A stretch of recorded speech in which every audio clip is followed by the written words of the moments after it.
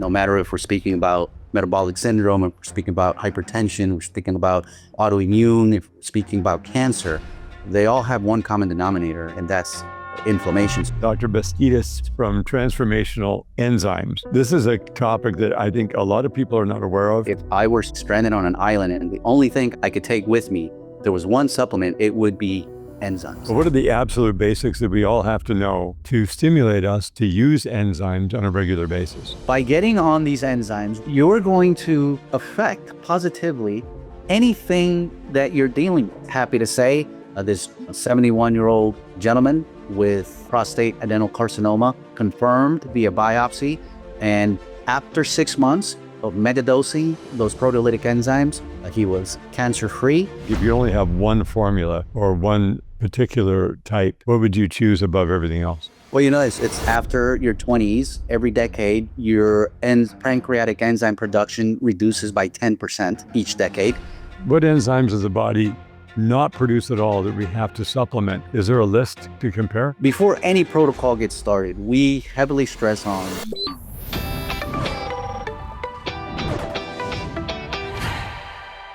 So I'm here today with a very interesting interview with Dr. Bastidas from Transformational Enzymes. And this is a topic that I think a lot of people are not aware of. There's some deep dives that we're going to do. We're going to keep it very simple and definitive. And where I'd like to, Dr. Bastidas, is to have you give your background, where you came from, how you ended up doing what you're doing, and the work you're doing currently, and what that means to everyone and how important it is. Well, first of all, good morning, Mr. Ian, and thank you for having me on. Like you said, I am a Director of Research and Development for Transformation Enzymes Corporation. I am a chiropractor, first and foremost, and I've been blessed and I've been privileged to land Director of Research and Development for Transformation, as I've learned so much about these enzymes, and systemically, they do a ton of things, which I'm hopefully going to share with you today in this hour. But I started off as a chiropractor. About 15 years into my chiropractic, I had a personal situation at home with my wife's health challenges, which led me to seek further education. And I stumbled upon functional medicine, which 15 years ago, functional medicine wasn't really popular. It wasn't really known. But I happened to stumble on it by way of every year as a chiropractor, we need to get our continuing education hours. And I always procrastinated and waited for the last minute. And there was this weekend, the last weekend I was able to get my hours in. There was a seminar by Dr. David Brownstein, Natural Therapies That Work, Drugs That Don't Work and Natural Therapies That Do, I think was the name of the seminar. And that was the only thing in town I could take in order to get my 16 hours in. So I happened to go to it. And I was glued to him. Everything he was talking about, all the symptoms that he was explaining, that was exactly describing my wife to the T. And I became so interested in functional medicine that I began taking more and more seminars, and I got a certification in functional medicine through the College of Integrative Medicine, which I'm also a vice president of at this moment. And well, the rest is history. I'm now here doing mostly functional medicine and mostly research for Transformation Enzyme Corporation. And because of that personal story I have at home, got me to where I am today. No, very cool. So when it comes to enzymes, and Transformation does more than just enzymes, but today we're going to I want to get into the really nitty gritty of what the most important enzymes are. What do people require enzymes for other than just digestion and systemic? It must go much deeper. And if you could give us a grade 5 overview right now and then take us into more depth. But what are the absolute basics that we all have to know to stimulate us to use enzymes on a regular basis? Well, generally, the general public, and I can say the medical community, and when I say medical community, all healthcare practitioners alike, pretty much view enzymes in general, but just for digestive purposes. I can go as far as to say that some groups only use digestive and proteolytic enzymes on a per needed basis, which is something that I think we're missing the boat in terms of everything that enzymes can offer. Yes, key for digestion, but there's also this systemic benefit that there's a ton of systemic benefit, but that information still hasn't made it out there to the masses, which I think it should be, because like I always tell all my patients when I do webinars and podcasts, is that if I were stranded on an island and the only thing I could take with me, there was one supplement, it would be enzymes, because they do so much at the digestion, systemically, even at the cellular level, because they do possess a huge anti-inflammatory property that, Mr. Ian, any disease that walks through our door, any condition that we get consulted for, has a common denominator, and that is inflammation. No matter if we're speaking about metabolic syndrome, if we're speaking about hypertension, we're speaking about autoimmune, if we're speaking about cancer, they all have one common denominator, and that's inflammation. So by using proteolytic enzymes for its immense anti-inflammatory property, right there, we're able to affect positively any condition that walks through. So systemically, digestively, and we're talking about all the different aspects. How many different enzymes are there?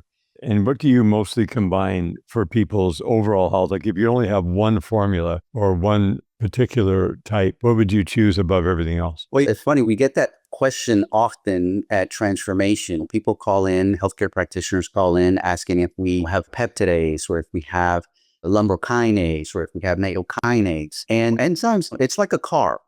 How many cars do you need? Most people only need one car, as long as that car gets the job done. So while we specialize in enzymes and our niche is enzymes, we don't carry all enzymes, because what we do have does it all. We carry bromelain, we carry papain, and we carry mycelial enzymes, which these are fungal-based peptidases. And just with that combination, we cover everything.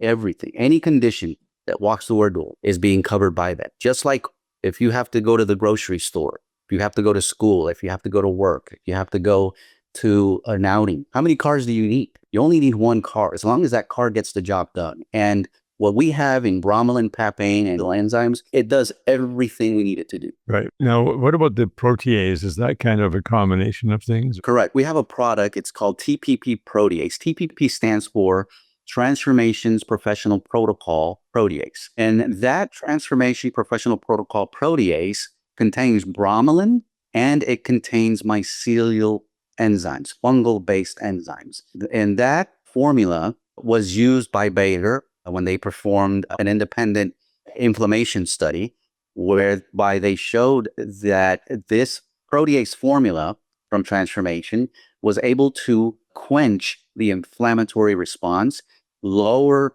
pro-inflammatory cytokines such as interleukin-1 beta, interleukin-6, interleukin-12, TNF-alpha, and the COX-2 enzyme, which we know is involved in the inflammatory cascade. So that formula alone, the TPP protease, which contains bromelain and mycelial enzymes, that is able to lower inflammation when you apply it to any condition across the board. Now, where does this inflammation come from? What causes the body to build up the stuff that the enzymes have to go in and clear out? What are all the different pathways and what parts, like organs, cardiovascular system, your whole endocrine system for all your hormones? Like what's all affected and what do we know that is causing all this? Great. Inflammation pretty much comes from our immune system. Now, your immune system is designed to protect you from foreign invaders. But not just foreign invaders are able to cause inflammation. Stress is also able to cause inflammation. Anger, pent-up emotions. So there is an emotional, psychological component that is tied into your immune system as well. First thing that happens whenever someone is super, super stressed out is your secretory IgA, which is part of your immune system, it starts getting reduced. And that secretory IgA, a lot of it is in your intestinal lumen, which is part of a lining that protects the gastrointestinal tract. So people that are highly stressed, it's common for them to suffer from ulcers. And that's because that mucus layer filled with secretory IgA gets thinned, it erodes, and then the gastrointestinal lining takes a hit. So there is an emotional component, psychological component that's very tied to the immune system. But putting that aside, what else can cause inflammation? Well, even exercise, high intensity training, weightlifting, those things, whenever you do that, that you have some micro tearing of the muscle fibers, well, the immune system kicks in, it helps in repair and regenerate that tissue so that muscle can build stronger and bigger. Exercise. So we identify stress, exercise, but also heavy metal, toxicity, microbial pathogens, parasites, viruses, fungus, pathogenic bacteria. So anything foreign to the body. So your immune system, it's designed to protect you from all that external environmental antigens that we call, which can be microorganisms or chemicals that we're surrounded by. So that's pretty much what triggers that immune reaction. And when your immune system gets turned on, well, it causes a series of cellular, physiological events that increases the immune system's reaction to whatever it is challenging it in order to get rid of it, eliminate it, so that the system, your body, can then go back to its normal state, and the danger, and now that it's been dealt with, your body can go back to balance and you can remain healthy. So that's pretty much what happens whenever the immune system is triggered. Right. Yeah. One of the studies I did on just the mathematical analysis of we're breathing 11,000 liters of air a day. There's quadrillions of nanoparticles in the air. We immediately transfer that through our lungs into our blood system. We pump 7,200 liters of blood a day. Every 60 seconds, every bit of our blood touches all of our cells. And it's very efficient at depositing all this stuff in our system, which builds up over a lifetime. So when you take these oral enzymes and it goes through your digestive system, it has to go through different pathways to end up in your bloodstream. What are the basic pathways that deposit in the blood, and how much actually gets in there? What state is it in once it goes through the digestive process? How much is used up, and how long should a person see taking these enzymes to start to really feel the results of their body getting decongested from all the congestion, which they call inflammation? So one thing that our listeners have to understand is when we're talking about proteolytic enzymes, so there's different types of enzymes. So there's enzymes in general, but within that enzyme spectrum,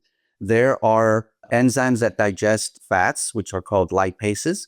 There are enzymes that digest carbohydrates, which are called carbohydrates. And there's enzymes that digest proteins, which are called proteases. Okay, so depending on what you want to use them for, it will depend on what you take. For example, if you want to use them for digestion of your meal, then you take an enzyme that contains all three: lipases, carbohydrates, and proteases. Why? Because on that plate, you're going to have fruits, you're going to have vegetables, you're going to have meats, you're going to have carbohydrates, you're going to have fats. So you want a broad spectrum capsule that has all different types of enzymes so you can digest completely everything that's on that plate. And you take it with a meal. Once you take it, it goes into the digestive tract and it aids your pancreas in breaking down all that food that you just ate. Okay. So that is a digestive enzyme. When you use, out of all those enzymes, when you use a protease, a proteolytic enzyme, an enzyme that just digests proteins, what happens? If you take it with a meal, it's going to digest the proteins in the meal. If you want it to work systemically, to go into the circulation and not get used up in your gastrointestinal tract, then you take it on an empty stomach, hour and a half after you eat or an hour before your next meal. So when your stomach is almost empty, and your stomach really, your digestive system never really is completely empty unless you've been fasting for long periods of time. But if you're doing between meals, just an hour and a half after a meal or an hour before the next meal, your stomach is pretty much almost emptied out. You take that protease, that proteolytic enzyme, on an empty stomach, that will then, since there's no proteins to digest at that moment, that will then starts getting absorbed through gastrointestinal lining, okay? And it goes into the circulation, at which time it is picked up by a carrier protein that we have in our blood called alpha-2 macroglobulin. That's just a carrier protein that grabs the proteolytic enzyme and it transports it throughout circulation. There is also a misconception within the medical community that proteases are immunogenic, meaning that they cause an immune reaction because it's a big molecular size protein and it can cause an immune reaction. But that is not true. And the reason it's not true is because we have what we call these anti-proteases, which I don't think they're anti-proteases. They're just protein carriers, like the alpha-2 macroglobulin. So the alpha-2 macroglobulin catches the proteolytic enzyme that is being absorbed through the intestinal lining.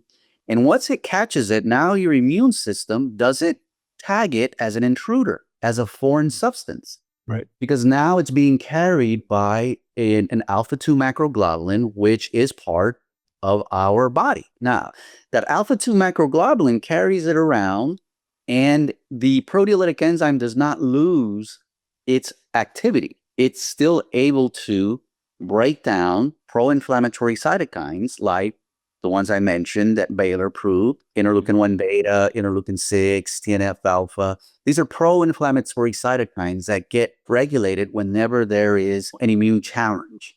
Okay. So the beautiful thing about this is that the proteolytic enzymes do not turn off the immune system. And that's very important. When you take a steroid, it pretty much quiets the immune system. It shuts it off. And we don't want that. Why? Because we need our immune system. We need inflammation. Inflammation is natural. It's there for a reason. It's there to protect us. The thing is that when inflammation is chronic and it's constant and it's nonstop, then it could turn on you. Okay. It starts getting confused and losing control over what's friend or what's foe.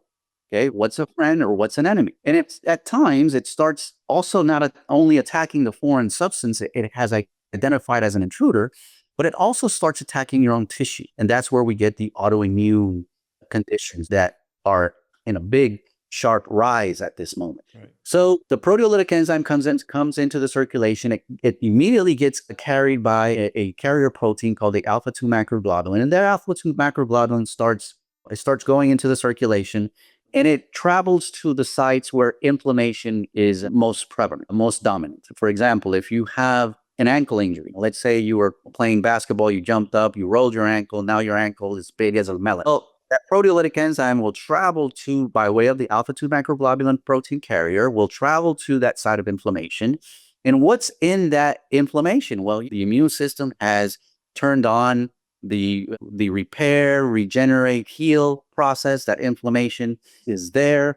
So the proteolytic enzymes go in there and they say, okay, look, there's too much inflammation here. And it starts breaking down those pro-inflammatory cytokines, and the repair healing phase is sped up. But let's say, for example, we have a virus, okay, that now it's a different mechanism of creating inflammation. The immune system tags that virus as an intruder and it launches an immune attack. Okay. Well, how does a proteolytic enzyme help in that type of inflammation? Well, the same thing. It goes into the circulation. It's grabbed by the alpha-2 macroglobulin. It goes to the site where that virus is causing all that inflammation. It starts breaking down those pro-inflammatory cytokines, but it also has antiviral properties. Now, a virus is encapsulated by protease, by lipids, and by glycoproteins. So the proteolytic enzymes not only quench that inflammation, but it also goes and targets the virus itself, and it starts breaking down its outer coat. Well, when you break down the outer coat of any microorganism, you're pretty much destroying it and rendering it ineffective. So it not only quenches the inflammation, but it also attacks the virus, the outer coat. It destroys that outer coat, and now you have less virus, less inflammation. The immune system is now able to get rid of all that toxicity and all that debris, clear it from your system, and now we have health, homeostasis. Now the body is recovering from that infection or from that injury that I just mentioned. So that's pretty much how it works. Now, it not only has antiviral properties, but it also has antifungal properties. It has mucolytic properties. So if you have a lot of congestion in your lungs, a lot of mucus, it goes in there, it breaks all that apart, and it allows your lymphatic system to absorb it and get rid of it. Also has anti-cancerous properties, anti-carcinogenic properties. It actually goes into the cell and starts increasing cellular mechanisms to destroy tumors. So it has anti-tumorigenic properties. So there's so many properties in this that, that's what I focus every day on, is learning what all it does so I can be able to educate the public and the medical community alike. So that's pretty much how it happens. So the outer coatings that you're talking about to protect these pathogenic organisms, is that referred to like a biofilm, or is that a common term? So biofilm is something that is their extrapolymeric substances. So a virus, a fungus, bacteria, they produce substances that they excrete. And what happens is that substance then forms like a dome over that population to protect itself from the immune system, from antibiotics, or from substances, natural substances that are able to cause harm to themselves. So they grab a community of whatever the microorganism is, like I said, viruses, fungus, bacteria, they all produce what we call biofilm, which is an extracellular polymeric substance that hardens and creates a dome-like structure that they can now hide in to evade and to protect themselves from antibiotics or the immune system. Proteases also takes that biofilm, since it contains lipids, it contains glycoproteins, and it contains proteins. It also breaks up that biofilm, that dome, that protective layer. It breaks them down, and now your immune system can go in, because now they're exposed, now that they don't have that protection. The immune system can now go in, natural killer cells, macrophages, and if someone is on antibiotic therapy, now that antibiotic can go in, and since these microorganisms are now exposed, now the immune system and the antibiotics are more effective, which, by the way, antibiotics do nothing for biofilms. It does not break down any biofilm. So if you're taking antibiotics and these microorganisms are covered with biofilm, it's not going to do anything to that biofilm. That's why proteolytic enzymes are known to potentiate antibiotic treatment, because, like I said, it breaks down that biofilm, it exposes the microorganisms to the antibiotic, and now the antibiotic becomes more effective. So yes, proteolytic enzymes are able to also degrade that biofilm, and so that the immune system can come in and do its job. Yeah, and I'm very much against antibiotics as far as, unless it's a life and death situation, there's nothing that works at all. But because the antibiotics, I had terrible experience in my life with them when I was young, and it destroyed my gut health. I had to go out, and I have all kinds of cascading problems from that. So it was a big challenge. Now, the human body itself, obviously we produce a certain amount of enzymes ourselves, but what has happened? Is it an aging process? Is it an ability to produce less and less of these enzymes ourselves? Or what enzymes does the body not produce at all that we have to supplement? Is there a list to compare? Your body produces two types of enzymes. It produces metabolic enzymes, which a metabolic enzyme is like, for example, aromatase metabolic enzyme produced by your own body, by your own cells. That is an enzyme that you can't supplement. Okay, so there's supplemental enzymes and there are metabolic enzymes. Metabolic enzymes, like I said, is like aromatase. What it does is it converts testosterone to estrogen. That's why when males are aromatizing, what they call aromatizing is converting the testosterone to estrogen. So that's done by way of a metabolic enzyme called aromatase, and that is produced by your own body, by your own cells. Our pancreas also creates enzymes, but those are more for digestion. You got your trypsin, your pepsin, you got your proteases as well, your amylase, your carbohydrates, and that all is produced in order for you to be able to digest your meal completely. Now, why do we need to supplement enzymes? Well, like you said, aging is a factor. After your 20s, every decade, your pancreatic enzyme production reduces by 10% each decade. Imagine, I'm in my 50s. I'm already at 30% reduction in my enzyme capacity through my pancreas. And also, your pancreas is burdened by so many other things it has to do, because your pancreas not only produces digestive enzymes, it also produces hormones that are needed in order to regulate your sugar, for example. Your beta cells produce insulin. So aging is one way where your enzyme capacity reduces. And also everyday life. We're so burdened by heavy metal toxicity. We're so burdened by environmental antigens, but forever chemicals, BPA, all these chemicals that we're surrounded by, they also challenge the immune system, and your body at times can't keep up with that toxic load. So your immune system is challenged. Your immune system is burdened on a daily basis from everything we breathe, we drink, we put on, we clean ourselves with, we clean our clothes with. All those things are filled with chemicals, right? Preservatives, artificial colors, artificial flavors. All those things are chemicals that are entering into our body, causing an immune reaction. And your immune system is burdened. Your pancreas is burdened. So all that toxicity, all that toxic load starts putting a burden on all your organs. So by supplementing these proteolytic enzymes and knowing that you're helping your pancreas, you're helping your immune system, what you're doing is giving your body a break, filling your body with an arsenal, a natural arsenal to combat everything that I just talked about: the infections, the injuries, the stress, the heavy metal toxicity, the environmental antigens, the chemicals that are in our foods, in our cleaning products, in our cosmetics, in our shampoo, soap. You go on and on. There's over 100,000 chemicals that surround us now, and over 1,000 of them are endocrine disrupting chemicals that we consume by what we drink, breathe, and eat, and what we put on. And those chemicals actually act like hormones, and they go to the cell and they sit on the receptor of those cells, and they mimic hormones, and they can either turn on that cell, turn off that cell, or turn off the production of the hormone itself, because your body now thinks there's too much of a hormone that is being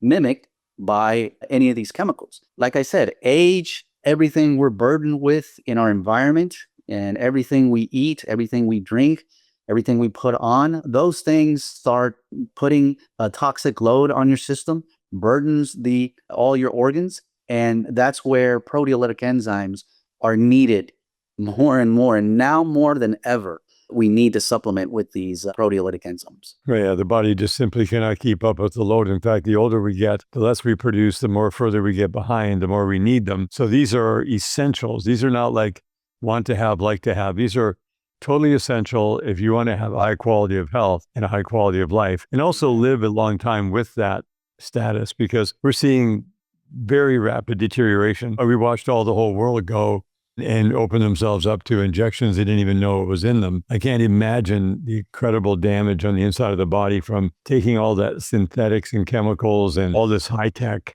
DNA support or RNA support. Is like the body doesn't want them, but it's forced upon the population. And to me, it's counterproductive at a very high level. We work so hard to clean our bodies up. The last thing we want to do is willfully put something into our system. Just like cleaning up your laundry detergent. Go to a natural thing. Clean up what you're putting in your skin. Or go to the coconut oils. Go to the things that are naturally moisturizing, the black cumin seed oil.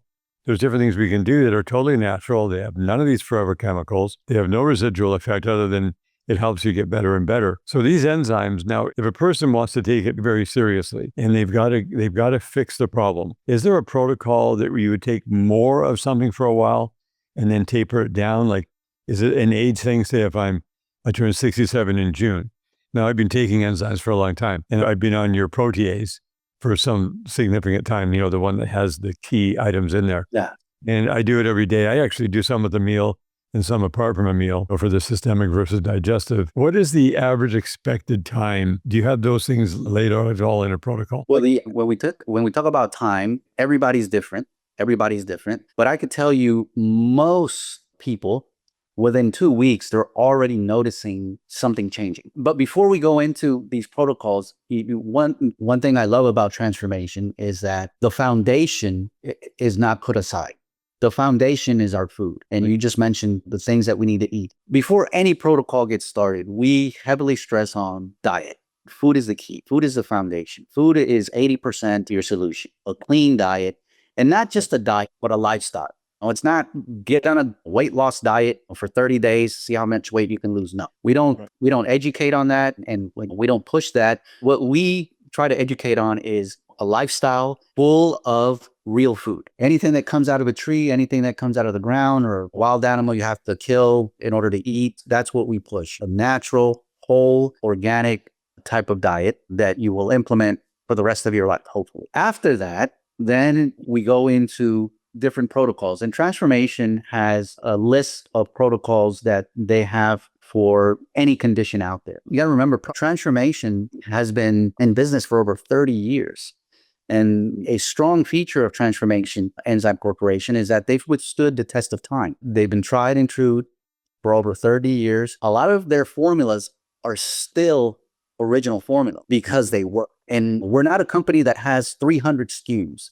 We don't have everything under the sun. No, but because we specialize in enzymes and our formulas have been clinically tested, and we've proven that they work for whatever it is they need to do. And my biggest role in transformation is studying these proteolytic enzymes so that we know how to apply them to different conditions. First and foremost, foundation, food. Food is everything. Food is your medicine, and your medicine is your food. That's what we strive to educate on. After that, then we can establish a protocol. Okay, so what I do is for an acute condition, let's say for a sports-related injury that you roll your ankle and your ankle is this big. The beautiful thing about proteolytic enzymes is that they do not accumulate in your system, and they're not dosed by weight. Okay, vitamins, minerals, and drugs, they're dosed by weight. Okay, 500 milligrams per kilogram body weight, for example. All right. So why do you dose them by weight? Because there's a limit as to how much you can take in a certain vitamin, mineral, or drug. You take too much of it, there's toxicity involved. Not with enzymes. Proteolytic enzymes are not measured by weight. They're measured by activity. Okay. They do not accumulate in your tissue. Your body, it has a half-life of about 3 to 4 hours. So your body either uses them completely or recycles them or eliminates them, but they don't accumulate. So there's no toxicity involved with taking any number of proteolytic enzymes. As a matter of fact, I had a prostate cancer patient, and I was giving him about 60 proteolytic enzyme capsules a day. Okay, that was 20 capsules 3 times a day for his cancer condition. 60 capsules a day, no toxicity whatsoever, tolerated them completely well, and it did what we wanted them to do. Okay, so I wanted to get that out there. There's no toxicity involved. Okay, don't fear of megadosing these things because they're going to do what they need to do, and they're going to get recycled, eliminated. Their half-life, like I said, is about 3 to 4 hours. So they'll be completely out of your system. And within 5-6 hours, they'll be completely gone. Having said that, what I do is, depending on what the patient has, I tell them to start with 2 capsules 3 times a day on an empty stomach. And if they tolerate that well for about 2 or 3 days, they can push up 1 more capsule at each dose. So then 3 capsules 3 times a day. Try that for about 2 or 3 days. If they tolerate that well, then push up to another capsule. Now you have 4 capsules 3 times a day, and you go on and up and up and up, depending on the condition. Okay. So there's a thousand conditions out there that we don't have time to go into, but that's pretty much how I do. And in about a couple of weeks, most patients start feeling the improvement. There are a subset of patients that go through what we call a Herxheimer reaction. So if you're pulling out a lot of junk out of the tissue, which these enzymes have a detoxifying effect as well. Okay. It pulls toxicity out of tissues. That toxicity goes back into the circulation. Well, when it goes back into the circulation, it causes an immune reaction, right? Inflammation goes up. So the patient may experience what we call a Herxheimer reaction or a die-off phase, where they get a headache, or they get fatigued, or they get flu-like symptoms, like shivery. So we just tell them to rest, hydrate, and keep going. Yeah, all patients that go through that recover completely from that Herxheimer reaction. No one ever stays in that state. But there's a subset of patients, and like about 5-10% of patients that take these may have a Herxheimer reaction. So 90 to 95% don't have that reaction. They just start getting better and better. But like I said, it depends on the person, the severity of the condition, and how long they've been dealing with this condition. So it's going to depend on many factors. But I tell my patients, do not fear. It's not that you're making it worse. At times you just feel worse before you feel better. Oh, it's like, when you have a wound and you try to disinfect that wound. Does it feel pretty? No, it hurts. It burns. A wound, when you disinfect it, burns and it doesn't feel good. But are you making it worse? No, you're cleaning it up. You're disinfecting it so then that the body can lay down its scar tissue and heal. Same thing with your insides. If you have a lot of junk, a lot of toxicity, if you have ulcers, if you have atrophy, your body's going to start cleaning all that out, helping the tissue heal. And it's not going to feel pretty in the beginning for some people, but it will heal. People do get better, and you just continue using the enzymes. Yeah, what I learned is the amount of suffering that is inside the body that is built up is not being felt until you start to release it. Then there may be a suffering process or not, depending on how fast you go or how resilient you are, how plugged up you are. Right. And people have to be willing to go through that and realize didn't happen before. This stuff is not making me sick, it's getting the sickness out. But sometimes that sickness is felt, like you said, between 5 and 10% of the people, depending on their background. So now the one that you talked about for the man with the prostate problem, he was doing 60 capsules a day. Was he doing it like 10 at a time, 20 at a time? So what we did with him is, like I just mentioned, we started him out with and we did a powder form, but the powder that we used was for research purposes. We don't have the powder, but the capsules that we had is the same powder that I used for him. So what we did was we started him with about an equivalent, because remember it's powder, it wasn't capsules, but we started him with an equivalent of about 5 capsules 3 times a day. And every couple of days, and more, as he was able to tolerate it. If he was able to tolerate it, well, then we move on the next day to a higher dose. And we got him to 30 grams a day, which was 10 grams 3 times a day on an empty stomach, which was an equivalent to 20 capsules 3 times a day on an empty stomach. We pushed them up to that amount because when you megadose these enzymes, more of it is able to get into the system, saturate the cells, and then impart its miraculous anti-tumorigenic properties. And happy to say, this 71-year-old gentleman with prostate adenocarcinoma, confirmed via biopsy and seen on an MRI as having a tumor on his prostate. After 6 months of megadosing those proteolytic enzymes, he was cancer-free. A follow-up MRI showed no tumor. All the lymphadenopathy the first MRI had shown was completely resolved. The hypertrophy of the pelvic muscles upon the first MRI was also completely normalized upon the second MRI. And his PSA, which was 336 before we started, came down to 0.6 after 6 months. So he was deemed completely in remission. And to this date, he still texts me, and his last PET scan still showed a year and a half later, completely free of any cancerous activity in his body. Yeah, very cool. So now a person could get is that the protease blend, the peptidase and the bromelain? Is that really what the powder was? Yes, the powder was our TPP protease, which, like I said, contains the bromelain and it contains the fungal, the mycelial enzymes. Transformation also has other formulas. The only people that can't take these enzymes are people that are allergic to any of the ingredients inside. For example, my son is allergic to bromelain. Well, I can't give him TPP protease because it contains bromelain. We do have formulas. For example, we have a formula called 375K, and that is the enzymes without the bromelain, okay? We also have the protease IFC, which has the enzymes plus antioxidants, such as the quercetin, the rutin. It has zinc. It has a good list of antioxidants that help in quenching free radicals and oxidation in the body. There's also the PureZyme, which is the first original formula that Dr. Dickie Fuller, our founder at Transformation Enzyme Corporation, she first formulated a proteolytic formula called PureZyme. And that PureZyme is more gentle. For people that are very sensitive, there's some people that could eat rocks and they don't feel a thing. Others are very sensitive to anything they put in their mouth. So for patients that are very sensitive to anything they put in their mouth, I start them first with PureZyme, which is a proteolytic formula, but it's very gentle. And once they're able to build up more and more tolerance to more capsules, then we're able to switch them to the professional protocol, more therapeutic, more potent TPP protease. All right, very good.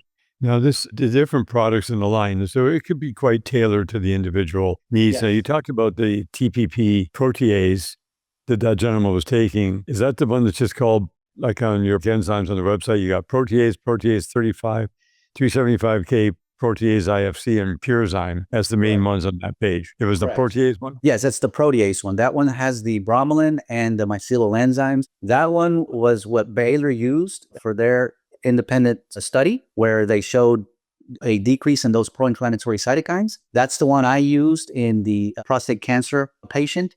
I've used it also on breast cancer. I've used that one on osteoarthritis of the knee, and I've also used that on ulcerative colitis. So that's the one I've researched the most, because that's, if you will, the most potent formula that we have, and it's the one that we've researched the most. So the peptidase is actually a mycelium-based enzyme? Yes. So the enzymes are sourced either from plant, which it could be papain from papaya or bromelain from pineapple, or they can also be sourced from a fungal species. We use Aspergillus oryzae or Aspergillus niger. We just extract the enzyme from those species. And with technology today, you're able to extract the enzyme and leave it completely free of any other antigen that may be produced by that species. So you're just getting the pure enzyme, the pure peptidases from that Aspergillus species, and you're getting the pure enzyme from the pineapple or the papaya. So either one, they're all super effective, regardless of what the resource was that they were drawn from. So Yes. the person built up to like 30 grams a day. And does the powder taste okay? Like if a person broke open the capsules to not have to digest all those cellulose capsules? That also depends on the person. I've had people that absolutely hate the taste. And I have people that absolutely have no problems with the taste. It doesn't have any artificial flavors or natural flavors. So it just depends on the person and how they perceive what they're taking. What you don't want to do is take the powder and put it in your mouth. It'll burn your tongue, burn your throat. You don't want to do that. And we need water to activate these enzymes. So what I tell people to do is they break open the capsule, they put it in an empty glass, okay? Yep. And we put all the powder in there, and then little by little, start adding water and making a paste out of that, and then tearing it up, dissolving it completely, put in about 8 ounces of water, completely dissolved enzyme powder, and then drink it, okay? And drink it, gulp it down not as fast as you can, but don't sip it little by little for an hour or 2 hours, because remember, enzymes are activated by water. So you leave those enzymes in that water for an hour or 2 hours, well, all the activity is going to be in the glass. By the time you finish drinking it, you're not going to have any activity in your system. So you want to make a paste, dissolve it completely, 8 ounces of water, and then start chugging it down. It'll make it into your gastrointestinal tract, and it'll get absorbed. It'll get picked up by the alpha-2 macroglobulin, and then start going all over the circulation to the areas that they're needed the most. Right now, we're focusing on the male prostate right now. So even males who don't have cancer, who are just getting older, this is going to benefit them tremendously proactively if they get into this protocol. How long would they want to do it for, like for the higher dose, where they build up to a higher dose to maintain that for a while and then drop that down to a maintenance? What is the average length of time? Is it an age-related thing? Okay, if you're, like you said, if there's males that are not dealing with prostate cancer and they want to get on this protocol, you don't have to do the 30 grams a day. We have a maintenance dose for anyone that wants to take this. It's 2 to 4 capsules 3 times a day. And that will remember, everything that walks through my door has one common denominator, and that's inflammation, okay? So it doesn't have to be prostate cancer. It could be anyone dealing with metabolic syndrome, okay? Hypertension, joint pain, muscle pain, any type of inflammation, migraines, you name it. By getting on these enzymes, what you're doing is you're quenching the inflammatory response, you're modulating the immune system, okay? And you're going to affect positively anything that you're dealing with, okay? Name it what you want to name it. Autoimmune, cancer, obesity, viral infection, whatever. These proteolytic enzymes, when they go in the system, they modulate the immune system. If you're having a viral challenge, one thing I didn't mention was that these proteolytic enzymes have been shown to potentiate macrophage activity by 700%. That's huge. It increases natural killer cells, potentiates macrophage activity by 700%. You're actually boosting that immune system to mitigate any type of pathogenic challenge that you're having, whether it's a parasite, a virus, a pathogenic bacteria, fungal infection, you name it. So that's the beauty of these enzymes. They potentiate the immune system. They don't shut off the immune system. They don't shut off inflammation. They just modulate it, make it work for you instead of against you. Autoimmunity also.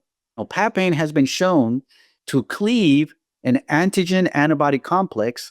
So if that antigen is your own tissue, and now you're creating antibodies against your own tissue, well, papain goes in there and it cleaves the hinge region of that antigen, of that antibody, thereby releasing that tissue from the antibody clearing it out. And for my autoimmune patients, they feel immense improvement in joint pain and tissue inflammation when they get on these proteolytic enzymes. Yeah, so some of the big rocks we see in the autoimmune is like ALS, MS, lupus, rheumatoid arthritis, Parkinson's. Is there been any protocols that support the body to be able to deal with those things based upon these different protocols? Yes, like I said, I start them wherever they feel comfortable. So I start them, like I said, 2 caps 3 times a day, and then I start pumping them up more and more. They're going to get to a dose where they start feeling improvement, their pain comes down, their inflammation comes down, they feel better, and we can leave them at that. Now, everybody's different. My example for the prostate cancer was 30 grams a day. Did that for 6 months. That cleared up his cancer completely. And we proved that via imaging and his blood markers. But autoimmune, same thing. You dose them and you increase the dose to where they can tolerate, where they feel better, and you leave them at that dose. They're going to be getting blood work. They're going to be getting checked for their ANA markers or for lupus markers or for whatever. And they're going to see those markers also improve, balance out. And we play it by ear, if you will, because everybody's different. There's not one cookie cutter approach to proteolytic enzymes. We need to find where that patient is comfortable, the dose that improves that patient's symptoms, and we work with everybody differently. Have you ever done any tests on CD4 to see where the numbers improve, like your immune system? CD4, which is the score that you have for your immune. If you're below 200, you got AIDS. If you're above, you should be 500 to 1500. Have you seen any test results around that? Okay, so I haven't actually measured CD4 in my practice. CD4 is usually measured in institute hospital settings or university settings, or institutions that are doing research. But one of the great things about bromelain specifically that I've seen is that it does lower CD4 and CD25, which are cluster of differentiation 25. It's a adhesion molecule that is heavily upregulated in times of autoimmunity, and also CD4 gets out of control in times of autoimmunity. So it quenches those two down in order to calm the system down and balance out the expression of those molecules. So yes, CD4 specifically and CD25 in autoimmunity, it inhibits those and it brings them down to normal levels. I've seen that in the research, not so much more in my clinical practice because I don't measure those markers. And we have some clients who have chronic digestion, like indigestion, whether it's gallbladder based or pancreas, I don't know. I've given them different things that have helped and supported, but it tends to come back if they don't continue on those protocols. If somebody came to you with 45 years of indigestion, no matter what they eat, they get indigestion, they try this, they try that. If they eat too late at night, they lay down, they get terrible pain, they can't sleep. That level of problem, is there a protocol around that you could suggest for someone in that condition? Yes, so I've had those type of patients. And what I found out, Mr. Ian, is that a lot of times it's an emotional burden, or they're either highly stressed out, or they've had a very tough upbringing, or there's a lot of emotions that they're carrying with them, fear. So a lot of times we have to get into that because it's a 3-legged stool. It's your mind, your body, and your spirit. And those 3 things, those 3 spheres need to be in balance in order for your body to be healthy. Those 3 are interdependent upon one another. And if one of them is out, then that 3-legged stool will topple. It would fall over.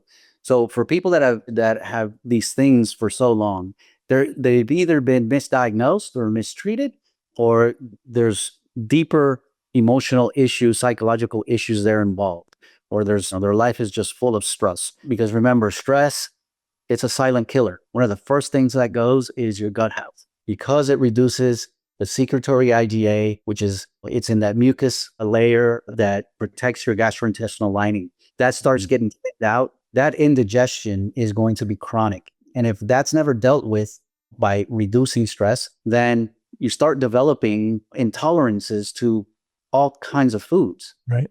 So you start building intolerance to foods. You can actually start creating antibodies to certain foods, because when you're stressed, you digest less. So now undigested proteins start making it into the circulation, and those undigested proteins will elicit an immune reaction, and your immune system can develop antibodies against those undigested proteins. While food needs to be your friend, it then becomes your enemy, or your food can become your enemy. By way of that undigested protein coming into the circulation, eliciting an immune reaction, having antibodies being created against it. And now, the antibodies that are created against those undigested proteins, if that undigested protein looks like, let's say, thyroid tissue, your immune system is going to confuse that undigested protein that you just ate with the thyroid tissue. And by way of molecular mimicry, now you are creating an autoimmune scenario against your own tissue. So those type of patients that have had indigestion for so long, like I said, they've either misdiagnosed it or they've mistreated it, or there's an emotional component to it, high stress that has affected their gastrointestinal tract. And we at Transformation also believe that everything tract, it's the biggest endocrine organ that we have, and we seem to overlook that. It is an endocrine organ, and our endocrine system is what's responsible for creating our hormones and having organs communicate with other organs and having cells communicate with other cells. So if that communication circuitry is hindered at any point, then it all goes downhill. So now if a person was not able to deal, say they had high stress, they can't shake their emotional problems, they're still going, is there any kind of a physical protocol you could put them on to at least begin to support that so any undigested proteins would be digested?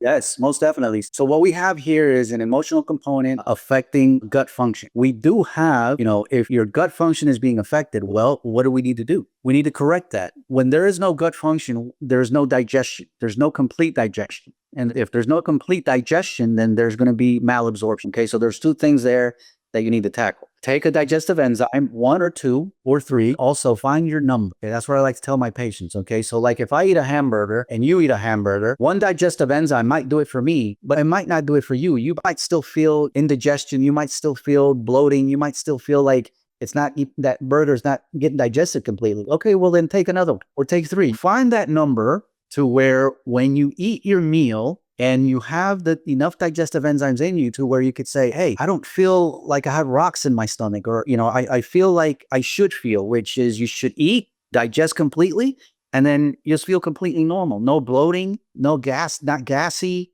no abdominal distension. Okay. So also take a digestive capsule with the meal to help digest. And when you digest completely everything into its molecular components, then those amino acids, lipids, okay, and carbohydrates are going to be completely digested, and now they're going to go into the circulation as nutrients, and your immune system is going to identify them as nutrients instead of an intruder, but they're not digested and they're big in size.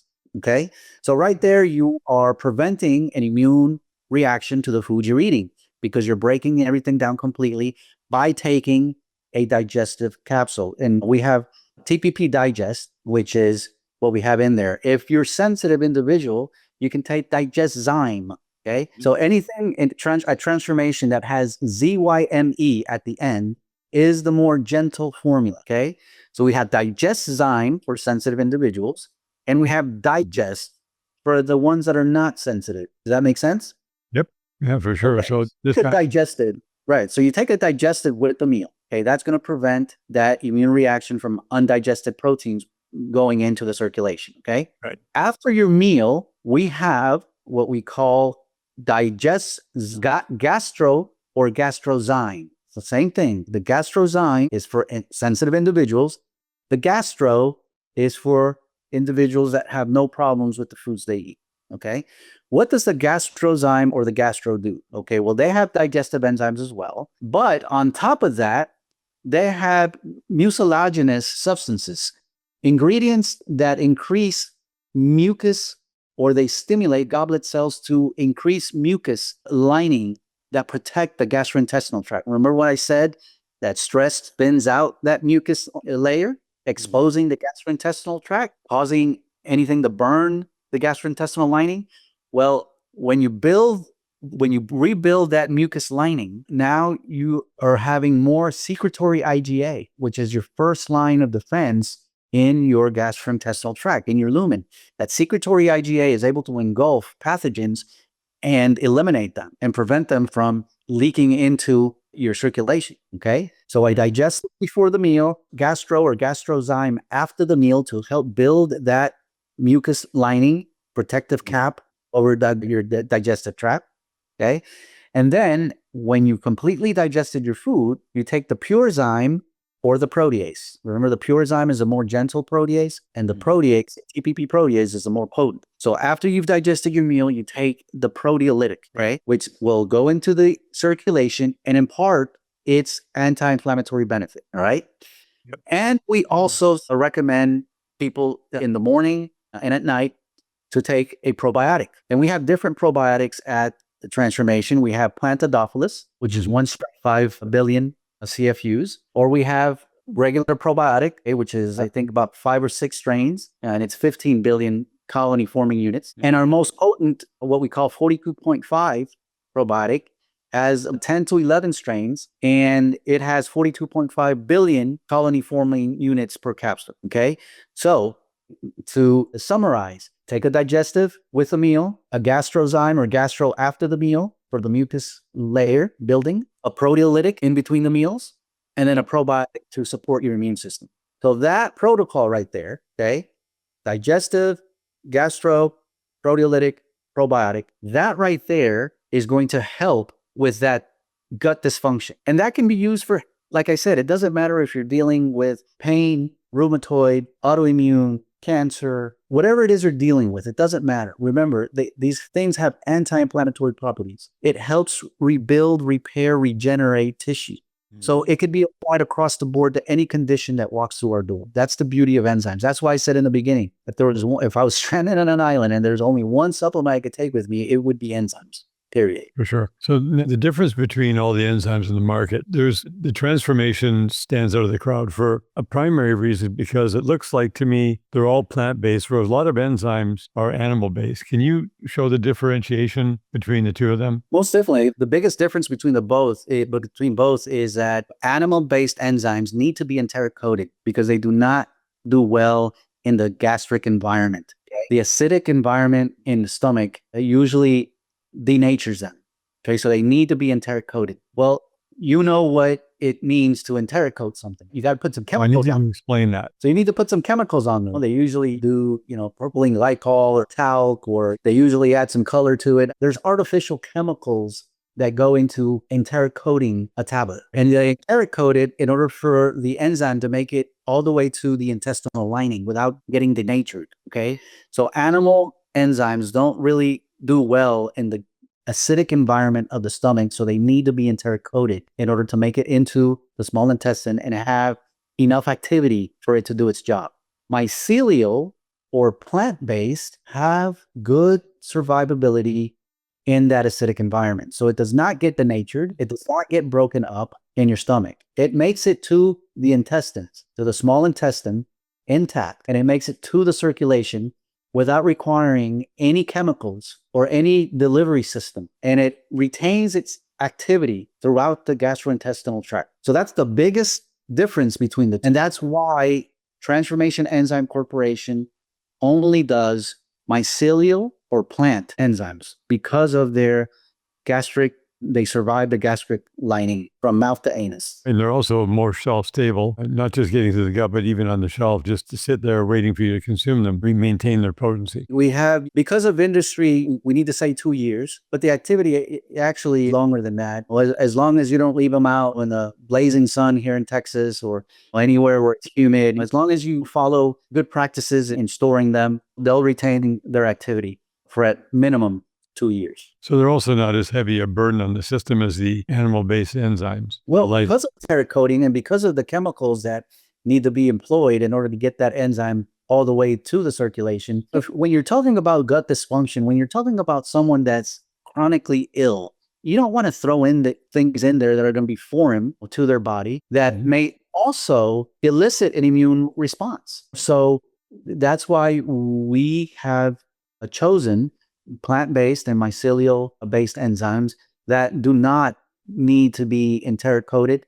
All that we have in that capsule is enzymes. That's right. And the capsule itself is just dissolved in the gut and dispensed. This has no value, but it's just a carrier. Exactly. Going without that, if people can hack the taste, is even better because they don't have to take that extra time to digest. So you're talking really ideally is 2 hours after the person eats up to a half an hour before they eat. They can take those enzymes on an empty stomach. Is that correct? Yeah, about an hour and a half after they eat and an hour before their next meal, somewhere in between to where there's not much to digest in the GI tract.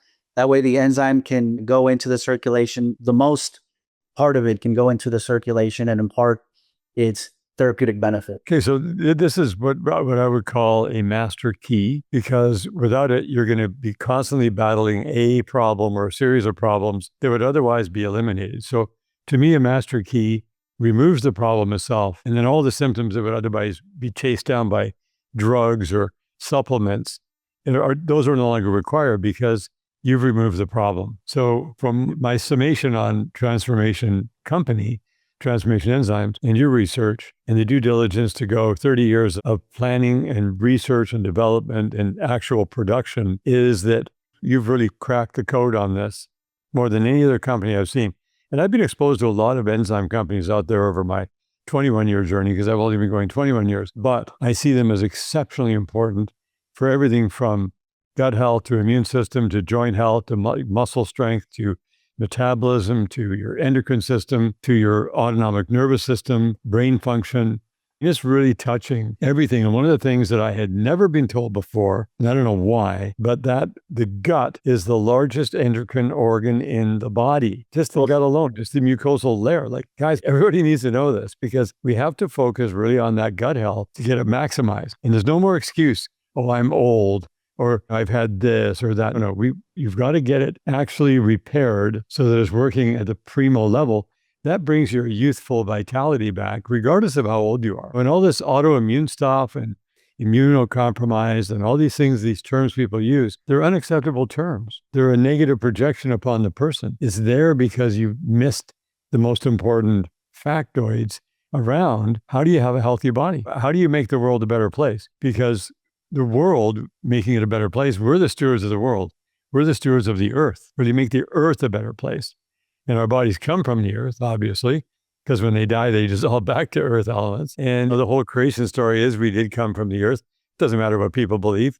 They can say whatever they want, but there's massive intelligence in each of our bodies to know what to do with the things that we give it to support and progressively get better as time goes on. Well, some people say, well, I don't take supplements, I don't need them. Well, okay, in your world, you're going to experience some things that are going to be missed out because it's not in the food. Our body doesn't produce these things efficiently enough. One last thing, lipase or lipase, or if you want to pronounce it. The body produces a certain amount of that. Is there a way to get the body to back up to the high levels of that on its own, or do we have to constantly have that going in? Well, it's like lipase is exactly like any other enzyme. When you supplement it, you're actually giving your pancreas a rest.